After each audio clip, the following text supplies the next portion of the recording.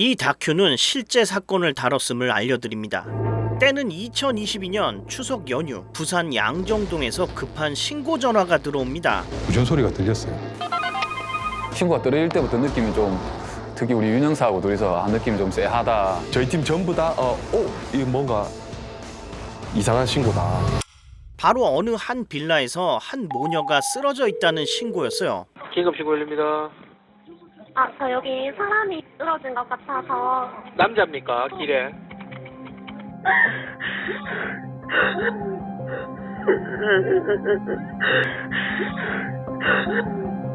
네, 여기 이제 어린 학생이 옆에 도와달라고 해서 집에 들어가 보니까 사람이 쓰러져 있거든요. 어린 학생이 도와달라고. 엄마래요, 엄마 여자. 엄마인 것 같아요, 그러죠? 네. 예. 이분 혹시 지금 의식이 있어요? 네, 의식 없어 보이고. 이거 엄마랑 누나 2명이라고 하거든요. 어린 학생이 엄마, 누나라고 얘기한다 이 말이죠.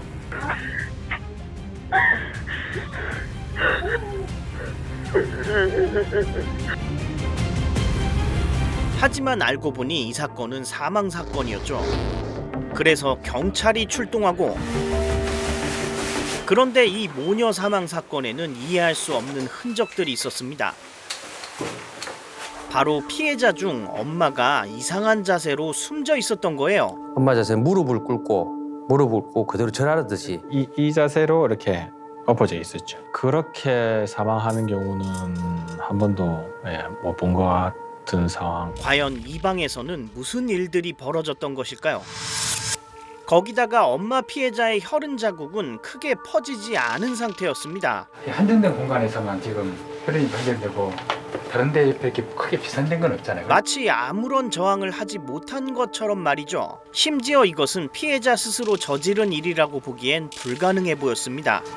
그리고 딸의 상태는 채림이 방문을 열면 채림이 방 안에만 이제 매가 가득하게 묻어 있고, 딸 채림이의 상태는 더욱 심각했어요. 상반신이 불에 타 있었던 겁니다. 네, 이렇게 누워 있었어요. 이렇게 누워 있었고 이불이 덮여 있는 상태로 검게 이렇게 돼 있었던 거죠.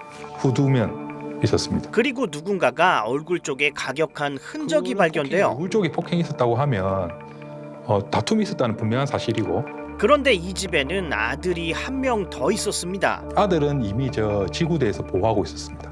지금 아들이 지금 말을 잘 못하고 있다. 좀 떨고 있다. 중학생이었던 아들이 옆방에서 자고 일어나 살해당한 엄마와 누나를 발견한 것이었죠. 네, 여기 이제 어린 학생이 옆에 도와달라고 해서 집에 들어가 보니까 사람이 쓰러져 있거든요. 하지만 사건 당시 언론은 신중하지 못했습니다. 엄마와 딸이 다툼 끝에 엄마가 저지른 일이라고 보도를 했어요. 그렇게 이제 언론에 보도가 됐죠. 엄마가 채림이를 가격하고 불을 지르고 자기가 스스로 칼에 목을 찌르고 죽는다? 왜? 딸한테 왜? 그래서 형사들은 그날의 진실을 반드시 파헤치기로 결심하죠. 왜 아들을 두고 딸은 이렇게까지 했을까라는 거에도 좀 집중을 했었던 것 같습니다. 최악의 상황을 먼저 고려하죠. 최악의 상황은 타살이죠, 타살. 일단 냉정하게 보자면 피해자 아들도 용의선상에서 빠질 수 없었습니다. 저희가 이제 접근을 좀 조심스럽게 했어요.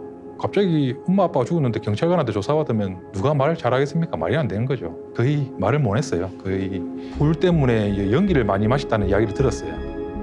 그래서 어지러운 건지 엄마하고 누나가 죽은 모습을 보고 충격을 받았던 건지. 그런데 이 아들의 행동이 굉장히 이상했어요. 벽에 부딪히고. 뭔가에 취한 듯이 제대로 걷지 못하고 있었던 겁니다. 계속 말도 이상하고 술 취한 사람처럼 이상하고 잠이 온다고 해야 되나? 하여튼 정신이 해롱해롱하고. 그리고 그날 밤 아들이 사용한 인터넷 검색어도 정상적인 것은 아니었어요. 그것은 제대로 완성되지 않은 단어, 도라이. 거기다가 사건 전날 아들의 수면 패턴은 평소와는 확연히 달랐습니다. 평소에 언제 잠자나 이러니까는 이제 그 다음날 학교 가는 날은 한두 시쯤 자고, 만약에 그 다음날 학교 안 가는 날은 더 늦게 3시, 4시까지 친구들이랑 게임 같이 휴대폰으로 한다고. 그렇게 일찍 자는 날이 없다고 했습니다. 예. 그날은 9시에 잠이 들어가지고 그것도 중간에 한 번도 안 깨고 그 다음날 12시까지 잤다는 게 너무 이상했죠. 예.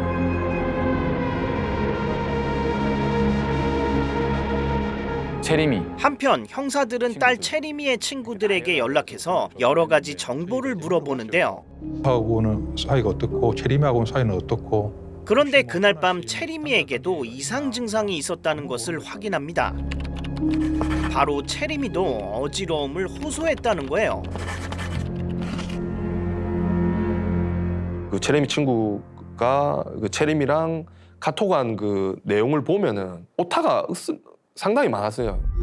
그리고 채림이도 동생처럼 단어를 제대로 쓰지 못했다는 사실을 알게 됩니다. 또 그때 그 오타 있고 그런 것처럼 하여튼 오타가 너무 많아서 이상했죠. 야, 이거는 가족들이 뭔가에 취해 있었다고밖에 볼 수 없겠는데요? 몸에 좋은 거래서 먹었는데 뭐 어지럽다는 그런 게 있었어요. 그러다 형사들은 이 아이들이 무언가를 마셨다는 정보를 입수해요. 그래 몸에 좋은 거래서 먹었는데 그 표현이 제 눈에 들어왔거든.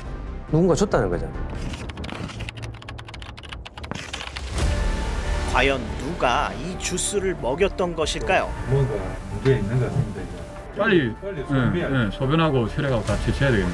그런데 피해자의 빌라는 외부에서 침입한 흔적이 전혀 없는 상황. 방범창도 다 소개 안 되고 그냥 그대로 있었고 출입문도 전자도어락이고 이래가지고 파손한 적도 없기 때문에 아 이게 내부에서 일어나거나 아니면은 뭐 친한 사람 면식범일 가능성이 높겠다 이렇게 생각을 했었죠. 그 집으로 통하는 길이 두 군데가 있어요. 일단 그 길을 지나가는 사람들을 전부 다 우리가 예상하는 범행 시간대 다 확인을 했거든요. 만약 범인이 제3자가 들어갔다면 범행을 하고 다시 나와야 되는데 들어가는 사람은 다시 나오는 게 없고 나온 사람은 한참 전에 들어갔던 사람이고 말 그대로 범행 시간대에 들어갔다가 나오는 사람들은 없었거든요. 그래서 이거는 빌라 내부에 있는 사람일 가능성이 많다. 그렇습니다. 이 사건의 범인은 빌라 내부의 인물일 수밖에 없습니다. 그리고 경찰은 사건 직전에 엄마 피해자의 폰에서 통화 내용을 입수해요. 주무셨어요. 어? 주무셨어요. 주무시긴 뭘 주무셔야지. 쓰나마 오빠의 목소리랑 밑에 내려가 지금 자고 있다 둘이. 뭐 1층이야? 응. 우리 집 예, 다 왔어요. 이것은 빌라 아래층 아줌마와의 전화였습니다. 그때 보면은 김하나 씨가 골목 입구에서 차에서 내려서 빌라로 가는 길에 이제 랑 통화를 했고 사실 그날 밤 피해자 가족은 3층 아줌마와 함께 있었던 거예요. 그런데 엄마 피해자가 3층 아줌마를 만나고 정말 이상한 일이 일어납니다. 엄마 피해자가 3층 아줌마를 만나고 30분 만에 말도 제대로 못할 만큼 취해버린 것이었죠. 완전 틀린데? 그 보니까 시간 차이가 얼마 안 됐어요. 저희가 안 만들어도 이게 무슨 말인지 모르겠어요. 주무셨어요. 진짜? 뭐 1층이야? 우리 집 예, 다 왔어요. 안나. 고마워. 난 잘라고. 이랬습니다. 야, 이거 소름 돋는데요? 고마워. 난 잘라고. 이랬습니다. 술을 너무 많이 먹었네. 김하나 씨 술을 너무 많이 먹었네. 뭐지? 그런데 때마침 국과수에서 연락이 오고 부검 결과 약물이 저 몸의 장기에서 검출됐다고 저희들한테 통보를 해줬고 구체적인 그 성분까지 그러면 이 동일 약 성분이 여체 사람 몸에서 나왔기 때문에 피해자 가족 전부에게서 똑같은 성분의 약이 검출된 겁니다. 체림이나 뭐 처방받은 게 있는지 확인해 보니까 처방받는 게 없어요. 그럼 누군가 준 거잖아. 이제야 밝혀지는 엄마 피해자의 자세. 체내에 어떤 정신과 약물들이 들어왔고 이제 저항이 격렬하지 못한 상황에까지 신체 조건이 맞춰진 상황에서 이렇게 누워 있다가 방어를 하고 이렇게 일어나려고 하지만 못 일어나고 무릎을 꿇고 엄마 피해자는 이유 없이 이상한 자세로 죽어 있던 것이 아니라 약에 취해 저항을 못한 상태로 죽임을 당한 거예요. 체림이는 입하고 코가 막혀가지고 질식사 말 그대로 누군가 손으로 입하고 코를 막았거나 뭐 베개라든지 이불 같은 거로 막아서 술을 못 쉬게 해서 그리고 둘 다 질식사로 나갔어요. 그런데 집안에서는 또 다른 특이점이 발견됩니다. 맥주캔이 이렇게 다 예쁘게 돼 있더라고요. 기네스 맥주캔을 보면 닦여 있어요. 표면이. 뭔가 저희가 물티슈를 닦고 나면 물기가 굳으면 뭔가 흔적이 남잖아요. 누군가 흔적을 지운 것처럼 맥주캔과 칼이 닦여 있었죠. 칼 표면이 좀 이상했습니다. 사진을 확대해서 보는데 칼 표면이 뭔가 닦인 흔적이 보이는 거예요. 야, 이 정도면 정말 타살 아닙니까? 하지만 현장에서 범인은 자신의 흔적을 철저하게 지웠습니다. 피해자 DNA는 안 나오고 답답했죠. 진짜 답답했고. 그렇게 되니까 우리가 예상이 들어가지 않습니까? 아, 여기 닦았구나. 현장을 훼손을 했구나. 그러던 중 피해자 아들에게서 결정적인 증언이 나와요. 유일한 생존자죠. 그 중학생 아들 도라지청 물을 먹었다. 3층 아줌마가 도라지 주스를 줬는데 그걸 마시고부터 정신이 혼미해졌다고 해요. 야, 그래서 아들이 도라이라고 검색을 했던 거구나. 그래서 국과수에서는 정말 3층 아줌마가 준 도라지 주스 때문에 약에 취하게 됐는지 조사해보기로 하죠. 그 약이 이제 알약으로 돼 있는데 알약 자체로는 안 녹겠죠. 가루를 내야 되는 거죠. 아니 근데 다른 걸 마시고 그랬을 수도 있잖아요. 이걸 어떻게 밝혀내지? 그래서 국과수에서는 새로운 방법을 찾기로 해요. 그것은 바로 색을 비교하는 방법이었습니다. 이 진술이 맞는지 정신과 약 똑같은 도라지청 2스푼, 3스푼 같이 넣어가지고 이렇게 일정 시간을 교반을 시켰습니다. 동일색이 나오는지. 자, 한 세번 되겠습니다. 네. 언뜻 보면 보라색 낫다고 할 수 있겠다. 달라진다. 이게 정말 약을 탄 거랑 안 탄 거랑 확실히 차이가 있네요. 결국 경찰들은 약을 탄 도라지 주스의 색을 알아내는데 네가 마신 도라지 청이 색깔이 핑크색이야, 보라색이야, 아니면 노란색이야? 도라지 지냈었어. 이걸 맛봤을 때 단맛도 있고 쓴맛도 있었나? 네. 쓴맛이 더 진했어? 네. 드디어 3층 아줌마의 도라지 주스에 약이 들어가 있다는 것을 밝혀냈습니다. 하지만 곧바로 3층 아줌마를 범인으로 특정하기엔 더 확실한 증거가 필요했어요.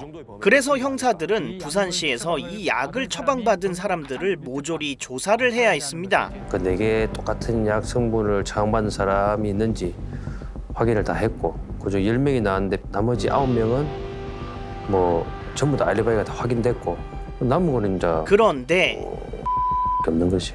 약을 처방받은 사람 10명 중에 알리바이가 확실하지 않은 한 명은 바로 3층 아줌마였어요. 드디어 3층 아줌마 집에 압수수색 영장이 발부됐습니다. 그래서 경찰들은 3층 집을 샅샅이 뒤지기 시작해요.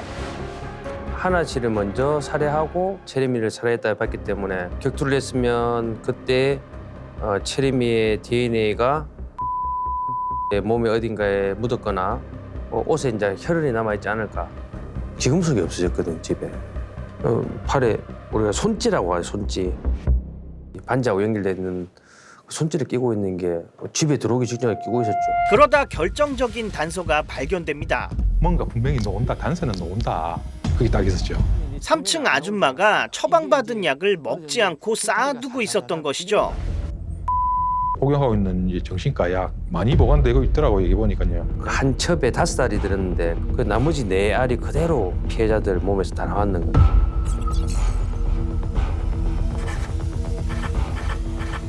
동일하게 나오면서 범인인 게 더욱더 높아졌죠, 가능성이. 거기다가 더 확실한 증거가 발견되는데 우리 절구공 있잖아요. 마늘 빻는 데 쓰는 거. 그거는 부엌에 있어야 되잖아. 가방에는 그 물건이 들어있을 수가 없거든. 혹시나 싶어가지고 감정을 몇 개 보니까 절구공이 그 밑에 부분에서 약 성분이 나왔는 거라. 빻아가지고 가루를 만들어내서 푼 거 다 도라지 집에 타서 뭐 그렇게밖에 결론이 나올 수 없잖아요. 도라지 청도 이제 압수하고 도라지 청은 뭐 자기가 지인들한테 주려고 이제 만들었던 청이라 하더라고. 결국 3층 아줌마는 경찰서로 소환되고 거기다가 3층 아줌마의 진술은 정말 이상했습니다. 뭔가 숨긴다는 진술 뭐 이런 부분이 좀 많았던 것 같아요. 김하나 씨를 따로 기다린 이유가 있어요.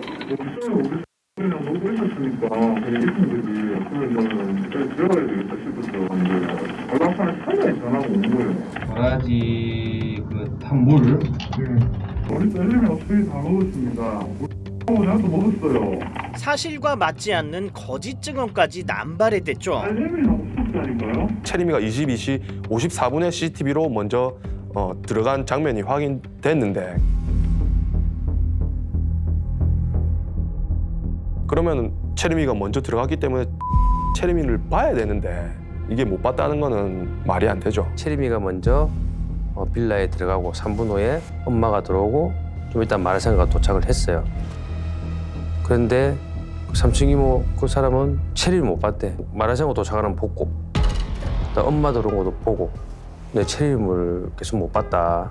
그리고 3층 아줌마의 손가락에는 칼을 쓸 때 생기는 상처가 있었어요. 상처를 보고 저희는 이제 아마 이 범행에 있어서도 칼도 사용됐기 때문에 보통 이제 칼에 익숙지 않은 사람들은 찌를 때 손에 상처가 많이 나기 때문에 또 이제 이거를 그 사람 이고 그러는데 또 건물이 다 내려가고 이틀만 하다 칼에 이제 들어가니까 내가 손이 그다가 이게 칼 나와가지고 손이 나를 다친 거야. 그러나 이 주장도 엉터리였습니다. 진술하면서 그걸 그대로 재현해달라 하니까 고추를 이렇게 잡았다가 뭐 옆으로 잡았다가 칼을 또 이렇게 했다가 이게 안 맞는 거라. 상처 부분하고 또 이렇게 했다가 옥상에서 분명히 고추 농사를 했다고 자기가 얘기를 했는데 고추 수확을 한 것 같지가 않아서. 그 현장에서는 이외에도 3층 아줌마의 증언은 진실과 일치하지 않았죠. 그러면 당연히 이 사람이 끓음을 밟고 다녔을 것이다. 양손하고 발바닥하고 탈환을 발견이 됐어요. 요리를 할 때 흐른 음식을 휴지로 닦았대요. 방금 발바닥은 출입문 문지방에 방음 때문에 고무 테이프를 발라놨는데 그게 조금 떨어져가지고 그거를 라이트로 태운 적이 있다. 뭐 입고 있대 하니까 하얀 반팔티에 영어로 적혀있는 가슴 쪽에 영어로 적혀있는 뭐 입었는데 그 맨날 입었어요라고 이야기를 하더라고요. 근데 그런 옷 있습니까? 하니까 그런 옷 없습니다. 뭐 아닌데요. 나는 이것만 입는데 초록색 내고. 그래서 형사들은 CCTV를 확인하는데 아니 뭐야 이 반팔 티셔츠를 입고 있잖아. 흰 티에 말하고 똑같이 흰 티에 글자가 있는 옷을 입고 있었고 그 전날 또 보니까 또 입고 있었어요. 먹기라는 영어라는 단어가 가슴 부분에 적혀있는 흰색 반팔 티셔츠를 입고서 본인 집하고 동네를 돌아다니는 건 사실 인정합니까? 그럼 이 옷 어디 있어요? 그래서 아무도 찾아본 게 없어요. 그때 옥상에서 관리도 달리는 것도 못하고 옷이 이것만 옷이 없어지는 게 아니고 이거 지금 나도 모르겠어요. 같아요. 야 어떻게 사람이 이렇게 말하는 것마다 거짓말이지? 어떻게 저렇게 아무렇지 않게 참 눈 하나 깜짝 안 하고 그렇게 조사받는 자체가 정말 진짜 남은 거는 이제 없는 것이. 하지만 경찰 수사는 달랐습니다. 만에 하나라도 억울한 사람이 생기면 안 되기 때문에 철저하게 수사를 해야 했어요. 그래서 형사들은 더 확실한 증거물을 떠올리는데 그 현장에 분명히 있어야 되는 게 없었던 게 한 개 있죠. 그게 범행 도구로 사용됐거나 체리미 휴대폰. 그렇습니다. 딸 체리미의 휴대폰이 현장에서 감쪽같이 사라졌던 거예요. 체리미가 얼굴에 상처가 많았잖아요. 많았는데 이빨이 한 개만 탈구가 됐거든. 이빨이. 그거는 야구방망이에 의한 탈구는 힘들고 뭔가 뾰족한 물건. 근데 체리미 휴대폰이 없다. 그러면 휴대폰으로 때렸으면 그 휴대폰에 자기 증거가 남을 거고. 그래서 우리는 이제 그 휴대폰을 찾으면 그 안에 뭔가 정말 중요한 증거가 있을 것이다. 결정적인 증거가 있을 것이다. 저 중간에 한번 열어봐. 그런데 체리미의 휴대폰을 찾기가 쉽지 않습니다. 범행 도구로 이걸 썼다면 3층 아줌마가 그냥 놔두진 않았을 거 아닙니까? 휴대폰은 지금 안 나오죠. 지금 못 찾았겠어요. 그거 없으면 버렸거나 집에 숨겨놨거나 두 중에서 한 개다. 휴대폰 찾으려고 화장실 변기까지 다 확인했거든요. 환풍기 있잖아요. 환풍기도 다 열어서 확인을 하고 전부 다 해봤는데 집안에서는 뭐 발견이 안 됐고. 경찰은 산까지 수색해봤지만 끝내 체리미의 폰을 찾아낼 수 없었어요. 제 야산까지 다 확인했어요. 야산까지 다니면서 확인을 하고 확인했는데 없었고 우리 뭐 돌아버린 거지. 제일 처음에 경찰 됐을 때 경찰학교에서는 현장은 증거의 바다라고 했거든. 근데 뭐 사막이라 보니까 아무것도 없어요. 어떻게 쳐다보노? 못 쳐다본다. 근데 뭐라 이야기를 해야 되노? 이런 걱정도 많이 들었어요. 사실 또 살려뒀다는 생각이 안 들어요. 저는 이제 어차피 그 집에 불을 질렀기 때문에 끝까지 어차피 같이 죽었을 거라고 예상했을 거라고 생각해요. 채림이 방 사진을 보면 채림이 방이 굉장히 어지러워요. 근데 유일하게 서큘레이터는 서 있어요. 창문이랑 방문이 전부 다 닫혀 있었거든요. 정말 어떻게 보면 천운인 거죠. 처럼 아예 자고 있었으면 어떻게 됐을지 모르겠어요, 결말이. 채림이가 우연히 그거를 봤기 때문에 자꾸 사망했을 거라고 자꾸 생각이 들어서 그게 마음이 좀 무겁더라고요. 채림이가 왜 나왔을까? 하지만 형사들은 여기서 포기할 수 없었습니다. 이 보면 참 안 그래도 자기 엄마 누나가 죽었는데 지금 제정신이 아닐 건데 무조건 잡아야 되겠다. 무조건 잡아야 되겠다. 뭐 그 생각. 그래서 사막에서 바늘을 찾겠다는 각오로 다시 동네를 샅샅이 뒤지기 시작하죠. 노영사랑 이제 가보자. 그 전날부터는 계속 나오고 싶더라고요. 하지만 이때 담배 피는데 그 근처에서 이제 계속 또 찾고 있는데 병이가 henkim 부르대. 하늘도 알고 있었을까요? 드디어 동네 배수로에서 한 휴대폰이 발견됩니다. 뭔데 하니까 휴대폰 있는데요. 야, 결국 이걸 찾아내네요. 아, 소름이 팍 돋대요 그때. 때마침 비도 왔다 그때. 진짜 간절했습니다 그때. 15시 22분. 뒤에 헬로키티하게 잘 때 뒤에 헬로키티 전에 이게 알고 있었던 그 채림이 휴대폰 뒤쪽에 그 헬로키티 모양이 딱 있는 걸 보고 이제 하영사가 이제 완전 소리 지르고 그때. 와, 고생했다 기훈아. 확실한 증거물을 찾아낸 지금 경찰은 명백하게 범인을 밝혀낼 수 있을까요? 드디어 국과수에서 휴대폰 감식을 끝내고 결전의 날이 다가왔습니다.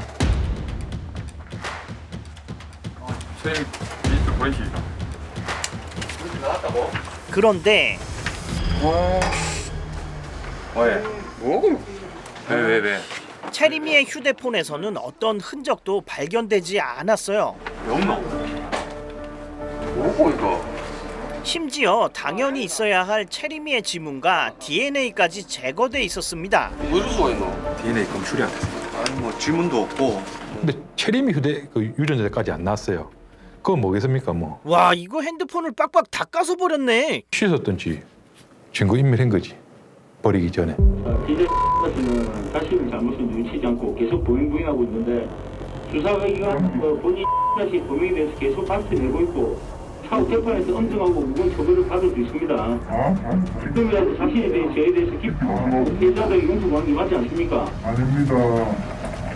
여러분 말씀하세요. 아닙니다. 그래서 형사들은 3층 아줌마의 범죄를 입증하는 방법을 바꾸기로 합니다. 일반적으로 우리 살인사건 같은 경우에는 증거는 있고 범인을 찾는 수사가 돼야 되는데 이 수사는 반대로 내 말을 깨기 위한 증거를 찾는 수사를 진짜 오래 진짜 이제 특단의 그런 증거물이 나와야 되겠다. 이에 경찰은 현장에서 타다 남은 이불을 다시 감식하기로 하죠. 비구 폐쇄 피의자가 이불로 우리가 사망시키기 위해서 사용한 도구가 될 수 있습니다. 반대로 채림이가 이 이불을 잡고 반항하는 과정에서 누워있는 상태에서 피의자를 밀어내는 과정이 있을 수가 있습니다. 그런 식으로 되면 이 이불에 피의자의 DNA가 나올 수가 있거든요. 그러던 중 경찰은 3층 아줌마에 대해 충격적인 사실을 알게 됩니다. 오늘 깎아고 있었는데 왜 이렇게 게으르고 집에 갔어? 아들네 집에? 나 아무도 아닌 집에 왔어. 똑같은 방법으로 3층 아줌마에게 당한 사람이 또 있었던 거예요. 몰랐다잖아. 아침 9시까지 있잖아. 김하나 목소리 완전 말투 오늘랑 비슷하네. 이 사람도 집에 놀러 가겠다 해서 가 자기 집에 왔고 어느 순간 놀러 갔다 와서 김하나처럼 발음을 못하고 어물어물거리고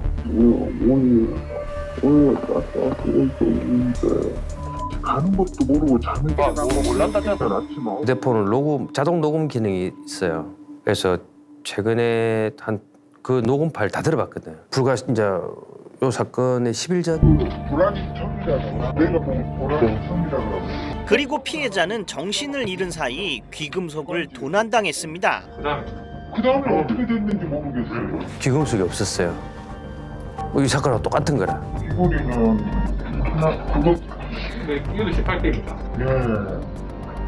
이게 돈이 제법 많겠네. 너무 무섭네요. 마치 이번에 엄마 피해자의 팔찌가 없어졌던 것처럼요. 그때 이제 소름 차 끼쳤지.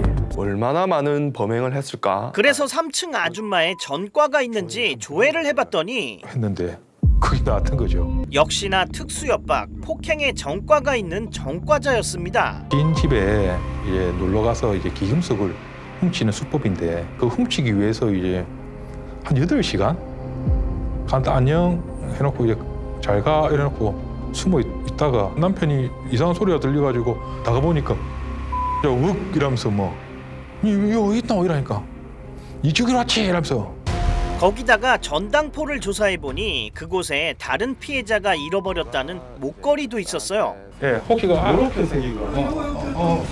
흰 거 아닙니까? 잠시만. 손. 맞네. 예, 맞아. 저 몽수랑. 이제 그 기금속이랑 가지고 있었던 기금속이랑 똑같은 걸 확인했죠 저희가. 예. 이제 이불 감식의 결과가 나오고 결국 이불에서는 3층 아줌마의 DNA가 검출됩니다. 체리미보다 좀 더 이상으로 나오는 건 맞아요. 전체적으로 봤을 때는. 많고. 그래서 DNA가 훨씬 많다. 그리고 이 DNA 양은 단순히 침이 튀어서는 나올 수 없는 많은 양이었죠. DNA가 줄일 수 없다. 이불에서 피의자 DNA가 나왔습니다.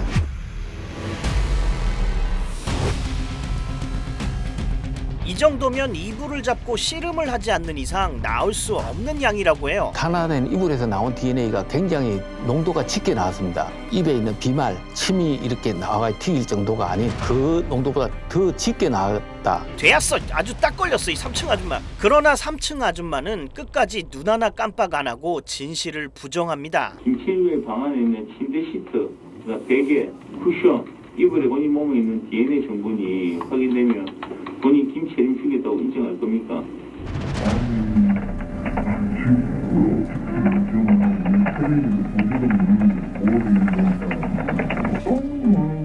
그렇게 말하다 보면 이렇게 이야기하고 한참 엄마하고 있었으니까 그건 나올 수도 있겠죠.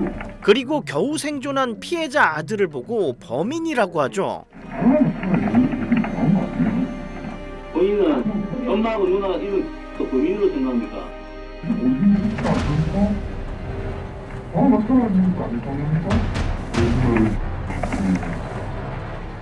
자기도 뭐 자식 키우는데 엄마하고 딸내미 그 누나하고 한순간에 없어졌는데 그한테 그런 식으로 이야기하면 안 되잖아요. 그건 아니잖아요, 진짜. 더욱더 더 이 사건에 몰두할 수밖에 없었던 게 계속 부인하고 거기에 대한 반증을 저희가 찾아야 되니까. 이에 형사들은 3층 아줌마의 뻔뻔한 거짓 주장을 일일이 확인하고 반증하는 작업을 밤낮 없이 진행합니다. 보험방도 거의 300군데 넘는데 일일이 다 한 두세 번씩 갔을 거라. 특이해서 오늘 바로 알 건데. 야, 이제는 누가 봐도 확실한데 이렇게까지 하는 거 보니까 경찰이 수사를 참 철저하게 하네요. 진짜 하나하나라도 무슨 의문점이나 이런 게 있으면은 다 저희가 테스트 해보고 다 해보고 시도를 하고 했었죠. 그 위에 이웃에 있는 사람이 평상시에 몇 번씩 오던 그런 사람입니다. 이제 형사들한테 진술이 여기 갔다 저기 갔다 자기가 먼저 다 얘기를 해버리니까. 과학수사만 고생 많이 했죠. 감정물도 한 360점 정도. 그리고 를 보면서도 진짜 간절하게 수사를 했던 것 같아요. 전부 한 번씩은 한두 번씩은 다 꿈에도 나올 정도로. 평소 일반적인 사건보다 더 이렇게 제대 안에 자기 이제 역량을 이렇게 모아가지고 더 했던 것 같고. 결국 촘촘한 수사 끝에 3층 아줌마가 더 이상 거짓말을 할 수 없을 지경에 이릅니다. 남은 거는 당신뿐이다. 그렇기 때문에 범인이다. 이렇게 결론을 내릴 수밖에 없었거든.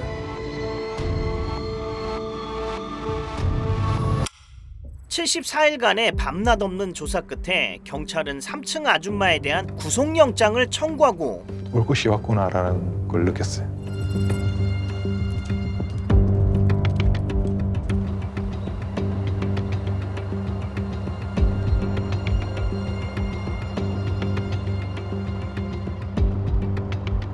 드디어 3층 아줌마는 법의 심판대에 오르게 됩니다.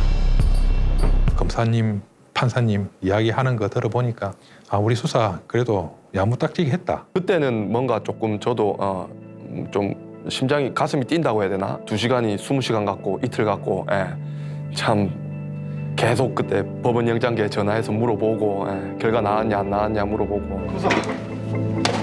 됐습니다. 네, 검사 알겠어요. 빨리 찍고 자기는 이긴다. 마음의 짐도 내려놓은 그런 기분입니다. 피해자를 생각하면 그래 조금 뭐 하늘 좀 풀어준 것 같은. 피해자는 이랬거든. 우리 보고 밝혀내보세요 이랬거든. 지금이라도 사실에 대해 저에 대해서 깊이 피해자들에게 용서하는 게 맞지 않습니까? 아닙니다. 원하시면 밝혀내세요. 우린 그 모습 너무 싫었거든. 자기가 2명을 죽였는데도 불구하고 죄책감 하나 없이 다 떠밀면서 밝혀보라고. 우리 그랬죠. 알겠다, 밝혀보겠다. 국가수사본부 웨이브에서 보실 수 있고요. 그것이 알고 싶다 배정훈 PD의 연출작이니만큼 100% 리얼 수사 다큐멘터리입니다. 저도 보면서 현장감이 바로 느껴져서 심각성이 바로 와닿았던 것 같아요. 거기다가 이 사건이라는 게 언제 우리에게 닥칠지 모르는 일이라고 생각하니까 굉장히 몰입이 됐던 것 같습니다. 여잔지 뭐 그런 걸 확인 안 됩니까? 그리고 이 국가수사본부를 보면서 그동안 몰랐던 대한민국 경찰의 노고를 알게 됐습니다. 무조건 잡아야 되겠다. 드라마나 영화에서만 봤지 실제 이렇게 고생하시면서 철저하게 일하시는 줄 몰랐거든요. 누가 봐도 범인이 확실한데 끝까지 증거를 추적해서 마무리하는 모습을 보고 제가 매스컴에서 봤던 경찰들에 대한 막연한 생각들이 잘못됐다고 느껴졌어요. 맞네. 이분들도 우리와 같은 사람이고 사명감이 투철하신 분들입니다. 어떤 느낌인지 이 사건을 하면서 저도 느꼈거든요. 여튼 국가수사본부를 보면서 어떻게 수사를 진행하는지 현장 분위기까지 알 수 있어서 좋았고, 고생했다 교관. 정의를 실현하는 게 엄청난 노고가 필요하구나 라는 것과 하지만 반드시 정의는 승리한다를 느낄 수 있어서 좋았습니다. 저기는 이긴다. 마음의 짐도 내려놓은 그런 기분입니다. 그래서 그것이 알고 싶다 혹은 범죄 수사물을 좋아하시거나 아니면 권선징악 사이다를 리얼 다큐로 느끼고 싶으신 분들은 국가수사본부를 한번 찾아보시길 추천드립니다. 구린이들 쿡쿡 깎까? 응? 아직 안 갔어? 다음 영상도 보고 가세요. 구독, 좋아요, 멍멍. 알람 설정도 꼭 눌러주세요. 앙!